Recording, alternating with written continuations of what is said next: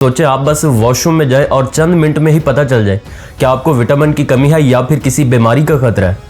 जी हाँ, अब ये कोई साइंस फिक्शन नहीं है बल्कि अब हकीकत बन चुका है। चाइना ने एक ऐसा टॉयलेट मुतारिफ करवाया है जो चंद ही मिनटों में आपकी सेहत का पूरा हाल बता सकता है। ये टॉयलेट जदीद आर्टिफिशियल इंटेलिजेंस और सेंसर्स का इस्तेमाल करता है और फिर जब कोई शख्स ये टॉयलेट इस्तेमाल करता है तो ये यूरिन और वेस्ट का तज्जिया करके चंद ही मिनटों में रिपोर्ट तैयार कर देता है। ये बताता है कि आपके जिस्म में कैल्शियम, विटामिन डी या दूसरे ग़िज़ाई अज्जा यानी न्यूट्रिएंट्स की कमी है या नहीं। सिर्फ यही नहीं बल्कि ये डायबिटीज, किडनी डिसऑर्डर और इन्फेक्शन और हत्ता के कैंसर जैसी बीमारियों की इब्तदाई अलामात भी पकड़ लेता है। बीजिंग और शंघाई के पब्लिक टॉयलेट्स में ये सहूलत मौजूद है, जहाँ पर पाकिस्तानी सिर्फ 800 रुपए में ये टेस्ट हो सकता है। और माहिरीन का ये कहना है कि बीमारियों की अर्ली डिटेक्शन जिंदगी बचाने के लिए एक अहम कदम है। और हमारे यहाँ एक ये भी कॉमन प्रॉब्लम है कि लोग तब तक टेस्ट ही नहीं करवाते जब तक बीमारी बढ़ न जाए। ये टेक्नोलॉजी आम इंसान को आसान और सस्ता तरीका देती है कि वो अपनी सेहत पर नजर रख सके। डॉक्टर्स के मुताबिक अगर हर घर में ऐसे स्मार्ट डिवाइसेस हों तो कई खतरनाक बीमारियों को इब्तदाई मराहल पर ही रोका जा सकता है। और हाँ, चीन के अलावा जापान और कोरिया में भी ऐसे स्मार्ट टॉयलेट्स पर काम जारी है। कुछ कंपनियां घरों के छोटे AI डिवाइसेस भी बेच रही हैं जो आम टॉयलेट में लग जाते हैं। ये आपके मोबाइल फोन की ऐप पर बराह रास्त रिपोर्ट भेजते हैं